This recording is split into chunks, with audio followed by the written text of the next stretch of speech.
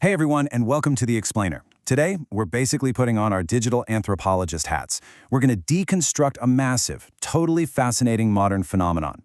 We're looking at how a remarkably simple and honestly pretty absurd Photoshop edit managed to completely conquer the internet. And, wild enough, it actually rewrote our collective memory. Yep, we're diving into the anatomy of a digital anomaly, the Mike Wazowski face swap.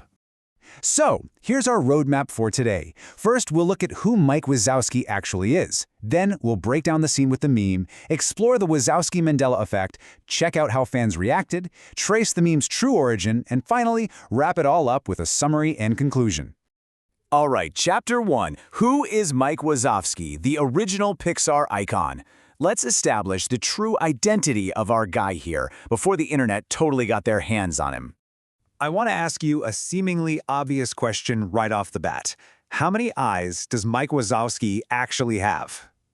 Now, if you hesitated for even a fraction of a second just now, don't worry, you are definitely not alone. I'm asking this to trigger a little double take, because the truth is, our collective consciousness has been heavily warped over the last few years. The reason for that hesitation becomes totally obvious when we look at the stark contrast between the actual character from the 2001 Pixar film and the viral anomaly that just took over the web. The real Mike is this spherical, green monster with exactly one eye. He's super high energy, constantly moving around, and fast-talking. But meme Mike, well, he bears the face of his hulking, blue-furred co-star, Sully. This version has two eyes, a totally different mouth, and most importantly, this aura that is just devastatingly still and deadpan.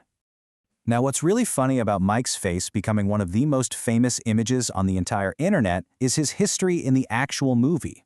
As documented in a hugely popular Reddit thread, there's this running gag in Monsters, Inc., where Mike's face is constantly obscured.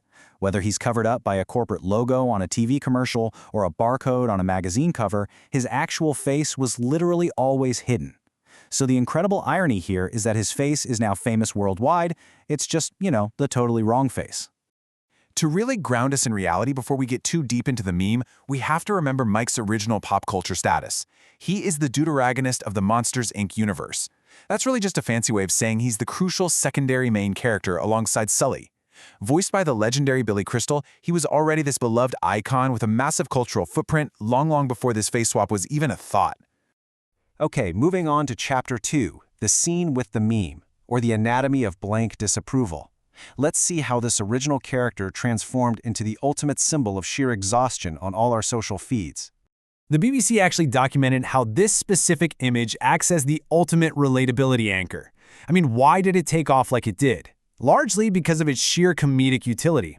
When you pair it with captions like, me explaining a joke to my parents while they look at me like this, or the retail worker watching me walk in 2 minutes before closing, the meme just perfectly captures that feeling of profound, unbothered exhaustion. It's the universal face of standing in total silence while witnessing something absolutely baffling. And when you contrast the original context with the cursed image, you realize the technical execution of this meme is honestly really impressive. The original still is pulled from a scene inside the monster's apartment, showing off that incredibly expressive, dynamic 3D animation Pixar is famous for. But the cursed image? It seamlessly blends the lighting and textures of Sully's face right onto Mike's body.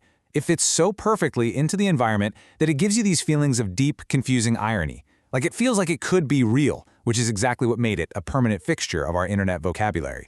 That brings us to Chapter 3, the Wazowski-Mandela effect and the warping of collective memory.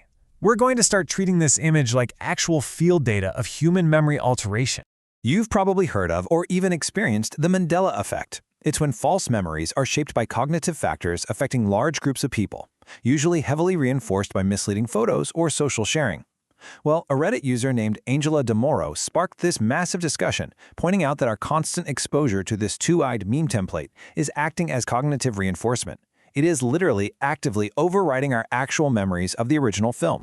And the wild thing is, thousands of internet users are openly admitting to this exact memory lapse. Just look at Reddit user ButteryBiscuits43, who said, "Wow, I actually forgot he only had one eye," probably from seeing the meme so much. People who literally grew up watching this movie now find the genuine, original, one-eyed Mike Wazowski bizarre and even unsettling to look at. This internet joke has successfully overwritten reality in our brains. How crazy is that? But this reality distortion field went so deep that it didn't just affect human memory. It actually tricked the machines. Reddit user Polaris328 documented a point in time when even Google's algorithm was totally fooled. If you searched for Monsters, Inc. and clicked on the Character tab, the search engine confidently displayed a picture of the two-eyed imposter right there as his official character profile. Absolutely wild.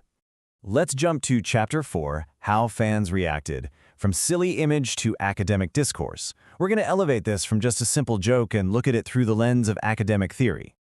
To really understand this reaction, we have to understand what a meme actually is today. According to researcher Bradley E. Wiggins, internet memes aren't just simple imitation. They are what's called enthememes. Think of an entheme like a massive inside joke that the whole world gets to participate in and remix. It requires human agency and a participatory digital culture to spread. They aren't passive at all. They literally require the audience to actively engage, adapt, and deploy them for things like critique or satire. We can even break this down using Schiffman's tripartite typology.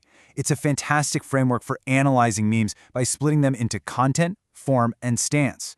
In the case of our face swap, the form, that incredibly seamless cursed digital edit, is exactly what allows the stance of deadpan exhaustion to resonate so universally. The literal physical incarnation of the message became the absolute perfect vehicle for fans to vent their everyday frustrations. And this massive fan reaction eventually reached critical mass, creating this ultimate absurd feedback loop: corporate canonization. A billion-dollar company essentially bowed to a niche internet meme. Pixar themselves completely embraced it. Christian Roman, who is an official Pixar story artist, drew original art featuring the two-eyed Mike staring deadpan at his girlfriend Celia. By acknowledging it like this, Pixar validated the fan culture, and honestly, it acted as brilliant free promotion, keeping a 2001 film totally relevant today. All right, Chapter 5, The Meme's True Origin and the Niche Facebook Page. We've seen its huge cultural impact, but let's put on our internet detective hats and uncover its surprisingly humble beginnings. If we trace the spread of this face swap, it started entirely outside the realm of corporate marketing. Back on July 14, 2019, it was quietly uploaded by a super niche Facebook fan page called Sully Core.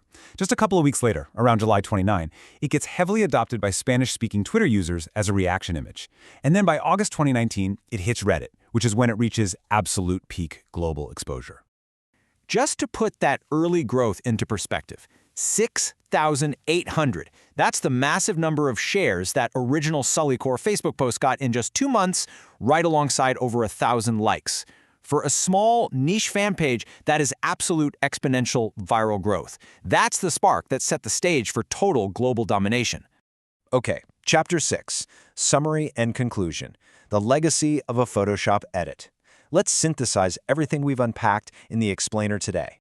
We can pretty easily trace the legacy of this simple image through a 4-step anatomy arc. Step 1, we started with a beloved, one-eyed original character. Step 2 brought us the anomaly, that seamless, slightly unsettling Photoshop face swap born on a random Facebook page. Step 3 triggered a genuine psychological shift, where the digital Mandela effect quite literally made people forget the original character design. And finally, Step 4 was corporate canonization, where massive fan adoption forced the original creators to officially acknowledge the anomaly. It evolved from a niche little edits into a permanent fixture of our modern digital culture. So I want to leave you with this final, kind of provocative thought. Look at how easily and thoroughly this single image infiltrated our collective consciousness. How fragile is our memory in the digital age when a simple Photoshop edit can effectively rewrite a beloved character's history? If a silly internet joke about a cartoon monster can trick thousands of human minds and literal search engine algorithms, what else in our digital environment is quietly warping our reality? Definitely something to think about the next time you're scrolling through your feed. Thank you so much for joining me for this explainer, and keep learning.